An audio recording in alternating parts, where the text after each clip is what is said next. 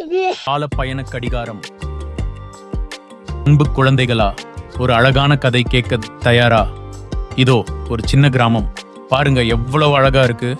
பச்சை பசேல்னு வயல்கள், சலசலன்னு ஓடுற சின்ன குளம், உயரமான தென்னை மரங்கள். பார்க்கவே எவ்வளோ சந்தோஷமா இருக்கு இல்லையா? இந்த கிராமத்துல தான் நம்ம ராமுன்னு ஒரு சுட்டி பண்ண பையன் இருந்தான். அவனுக்கு என்னன்னா எல்லா விஷயத்திலையும் ஒரு ஆர்வம்.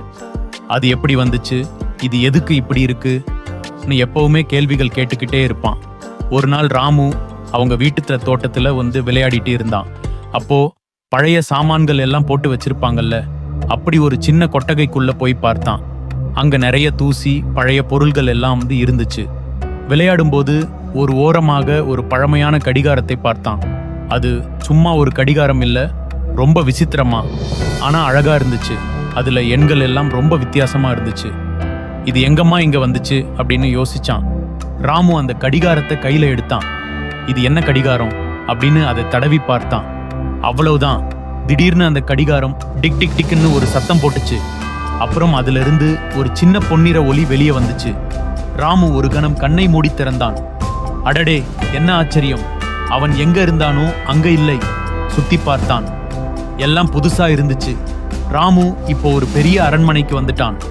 அங்க ராஜாவும் ராணியும் அமர்ந்திருந்தாங்க.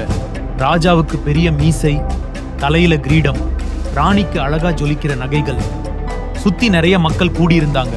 அவங்க எல்லாரும் ராமு பார்த்திராத புது உடைகளை அணிந்திருந்தாங்க. ராமுக்கு ஒரே ஆச்சரியம். அடடே, இது என்ன இடம், இவங்க எல்லாம் வந்து யாரு அப்படின்னு ஒரு மூலையில நின்னு எல்லாத்தையும் வேடிக்கை பார்த்தான். அந்த கடிகாரம் அவனை எங்க கூட்டிட்டு வந்திருக்குன்னு அவனுக்கே புரியல. கொஞ்ச நேரம் கழிச்சு அந்த கடிகாரம் மறுபடியும் டிக் டிக் டிக்னு சத்தம் போடுச்சு. ராமு மறுபடியும் கண்ணை மூடி திறந்தான். இப்போ அவன் எங்க இருந்தான் தெரியுமா? ஒரு பெரிய அடர்ந்த காட்டுல. அங்க என்னென்னமோ பெரிய பெரிய மிருகங்கள் நடந்து போயிட்டு இருந்துச்சு. ராமுவுக்கு ரொம்ப பயமா இருந்துச்சு. ஒரு பெரிய மரத்துக்கு பின்னாடி ஒளிஞ்சுக்கிட்டான். அடடே, அது டைனோசர்கள் மாதிரி இருந்துச்சு. அப்போதான் ராமுவுக்கு புரிஞ்சுது, இந்த கடிகாரம் அவனை வேற வேற காலத்துக்கு கூட்டிட்டு போகுதுன்னு. ராமு கடிகாரத்தை பார்த்தான். அது மறுபடியும் மெல்ல ஒளிர ஆரம்பிச்சது. ராமு கண்ணை மூடி திறந்தான். இப்போ அவன் எங்க இருந்தான் தெரியுமா? ஒரு பெரிய கப்பல்ல. சுத்தி பார்த்தா எங்கும் கடல், நீல நிற கடல், அலைகள், மேல வானத்துல பறவைகள் பறந்துச்சு. அந்த கப்பல்ல மாலுமிகள் எல்லாம் வேலை பார்த்துட்டு இருந்தாங்க. எவ்வளவு பெரிய கப்பல்! ராமு சந்தோஷமா கடலை பார்த்தான். இதுவும் ஒரு காலம் போல அப்படின்னு நினைச்சுக்கிட்டான்.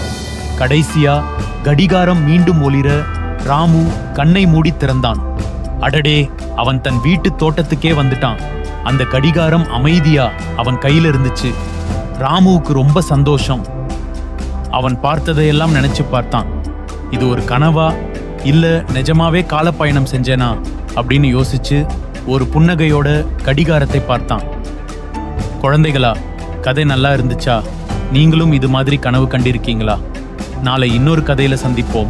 டாடா.